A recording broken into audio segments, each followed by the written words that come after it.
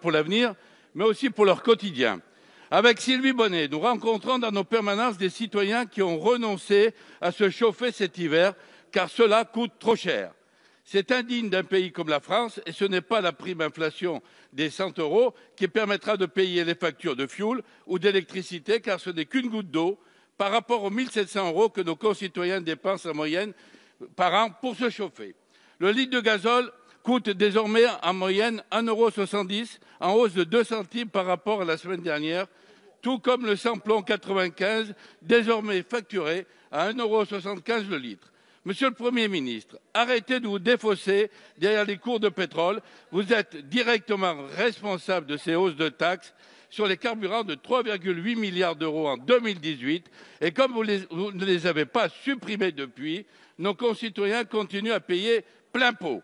Aujourd'hui, un Français sur 10 a recours à l'aide alimentaire et nombreux sont ceux qui renoncent aux soins médicaux parce que les rendez-vous sont trop loin et trop chers. Et vous ne faites rien, notamment pour tous les Français qui habitent nos territoires ruraux et que votre politique oublie si souvent. N'avez-vous vraiment rien retenu de la crise des Gilets jaunes? Le pouvoir d'achat, c'est le petit plus, c'est ce qui reste quand on a tout payé. Que répondez-vous à ceux qui se lèvent tôt, qui travaillent dur dans nos usines, dans nos commerces, dans nos hôpitaux, dans nos écoles et qui voient tout leur salaire partir dans le loyer, le remboursement des crédits, le chauffage et l'essence? Allez-vous dès aujourd'hui baisser la TVA sur l'électricité et tous les produits du quotidien comme le propose Valérie Pécresse?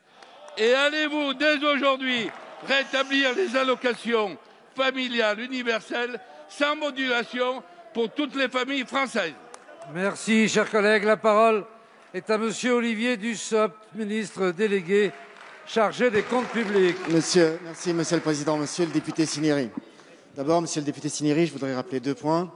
Le premier pour dire que depuis le début du quinquennat, par la baisse des impôts, par la suppression de la taxe d'habitation, par la diminution des cotisations salariales, le pouvoir d'achat des Français a augmenté de presque 2 % par an, et donc 2 fois plus vite qu'au cours des 10 dernières années. Dire aussi, Monsieur le député, que sans les mesures que nous avons prises concernant le prix de l'énergie, la facture des Français serait beaucoup plus importante. Chez nos voisins, nous assistons à des augmentations de 40, 50, 60 %. Les mesures que nous avons prises évitent aux Français une augmentation de 1 200 € sur leur facture d'énergie. C'est cela que nous avons fait. Nous avons évité l'augmentation de 1 200 €. Je l'ai dit tout à l'heure en réponse à une question précédente. Nous avons augmenté le chèque énergie pour 5 800 000 ménages à hauteur de 100 € par ménage, en plus de ce qu'ils avaient déjà touché. Nous avons pris des dispositions pour plafonner le prix du gaz, pour limiter à 4 % l'augmentation du prix de l'électricité, pour revaloriser le barème kilométrique, et nous avons mis en place une indemnité inflation. La totalité de ce que nous avons mis en œuvre représente 15 milliards d'euros. 15 milliards d'euros d'argent public pour protéger le pouvoir d'achat des Français et éviter que ces mêmes Français connaissent des augmentations comme chez nos voisins. 15 milliards d'euros qui viennent en plus de toutes les mesures relatives au pouvoir d'achat que nous mettons en œuvre depuis le début du quinquennat, et j'aurais pu vous citer aussi la prime d'activité. Monsieur le député, vous avez cru bon de proposer ou de souligner une proposition de la candidate que vous soutenez. Vous avez bien fait parce que peut-être que vous donnez un peu de visibilité à une campagne qui n'en a pas. Par contre, monsieur le député, vous avez aussi dit, et j'ai écouté avec attention, vous avez dit que l'indemnité inflation 100 € n'était pas suffisante. J'ai en mémoire que pendant l'examen de la loi de finances, vos amis, les sénateurs LR, les sénateurs de votre groupe au Sénat, avaient supprimé les retraités, les indépendants du bénéfice de l'indemnité inflation, et ils trouvaient que c'était trop. Mettez vos discours en cohérence avec ceux de vos amis.